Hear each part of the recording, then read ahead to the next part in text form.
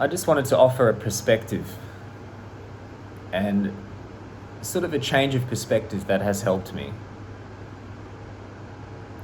I used to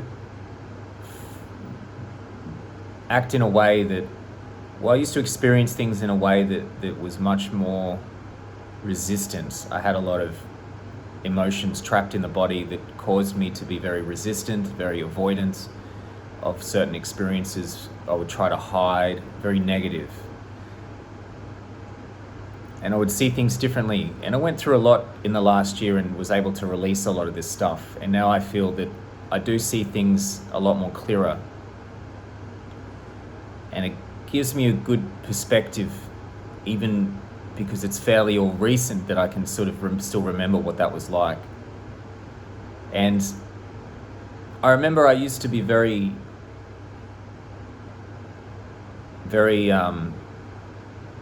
sensitive to the way I thought I was being perceived by people. That when I would say things, I'd want them to be received well, or if it was awkward, or if it wasn't the right thing to say, I'd beat myself up. And I would try to control this.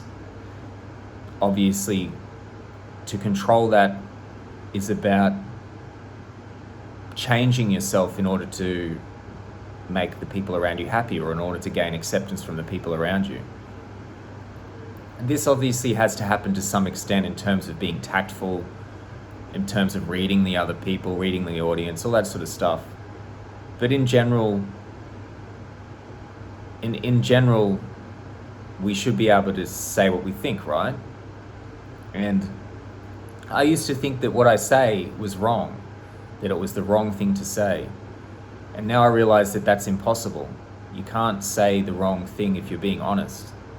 Obviously, you can say it tactfully, etc., but if it's your true thoughts and feelings, then it can't be wrong.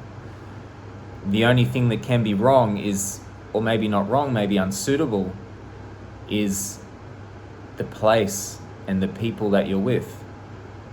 If what you're saying is coming across awkwardly, or landing awkwardly, or if how it's being received isn't very good, or people don't like what you have to say, then I don't think it's your fault. It's your fault it's your fault for you being in the wrong place. But in terms of if you're communicating honestly, then keep doing that. Just got to find the right place and the right people for you that will receive your energy openly, and they will enjoy your energy. And I know this is an easy thing to say, but this kind of takes the pressure off blaming ourselves for communicating something wrongly, or having a thought or a feeling that's not right, or feeling like we're too needy. I've had relationships where I felt I was needy. I had relationships where I was completely the opposite, not needy at all. The constant here is me, obviously, but the thing that changed was the other person, right? So in some relationships, they just don't meet your needs, so you seem needy because you have things that aren't being met, and there are some that meet them. It's the same in life, places you are, people you're with, what you're doing. In some situations, your energy just isn't received very well. In others, it is. And it's not your fault. It's your job to figure out how to communicate your energy clearly and honestly. But it's not your job to control how it's received. You can control where you do this. You find people that will receive it well, that will celebrate your energy.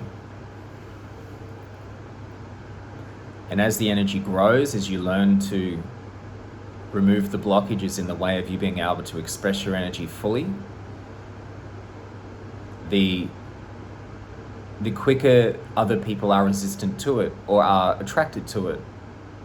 The more you're able to communicate your truth, the quicker you figure people out.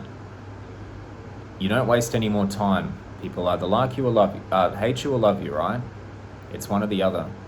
It's not this game where you try to make everyone like you. It's not the Office game, right? Where this is what everyone's doing, playing the status game. This is you communicating yourself fully and you're doing it for yourself, because it means you don't have to waste time. It means that you find the right people and you find them quicker. It means you get better at dealing with people who don't like you. You get used to it. Because it's not about you, it's about energy.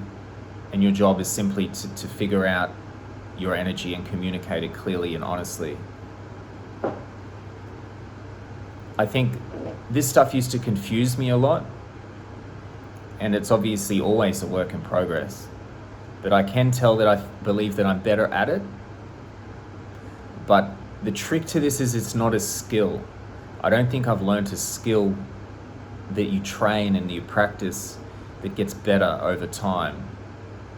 I think the opposite can happen if you think you need to practice your truth. That it becomes a rehearsed character that we don't even know who we are anymore. I think if you do more stuff in terms of stuff that you're scared of, you start to find the areas in the body that are holding on to problems, right? Emotions that aren't being released. And the more we release these blockages, the more it just comes out. I find I just don't think about what I'm going to say as much now. I just say it, and it can cause problems. I just say what's on my mind sometimes. I'm like, oh shit. I can see how people would think that that's inconsiderate or whatever. And it's not being rude, you just have less in the way of saying things or communicating your truth. So it's like about identifying what is in the way of you communicating rather than trying to figure out how to communicate, if that makes sense. And I know that's backwards, but I know Jordan Peterson talks about don't say anything unless you know it to be absolutely true.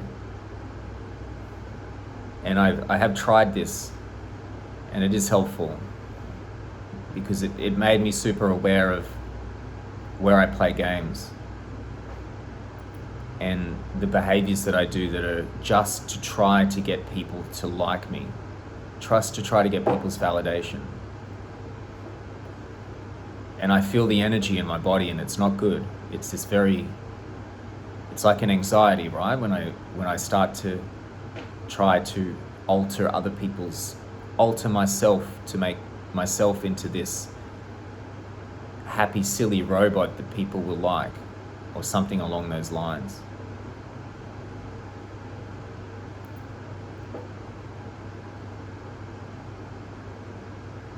And the more I be aware of it, and that Jordan Peterson exercise really was quite helpful. The more I became aware of it, the more I became aware of how it feels in the body when I'm acting out of sync.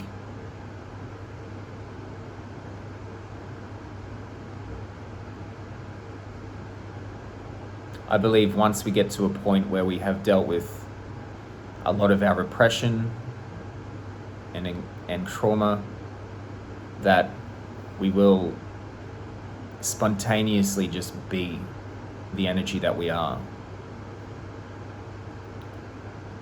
And as I get closer to that point of freedom, I do feel that it's a spontaneous thing. It's not controlled, it's not learned, it's not constructed.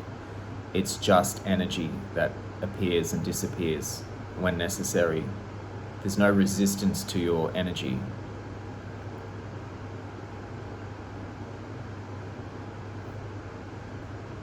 And I think that's it. So thanks for listening, and I'll see you guys next time. Cheers.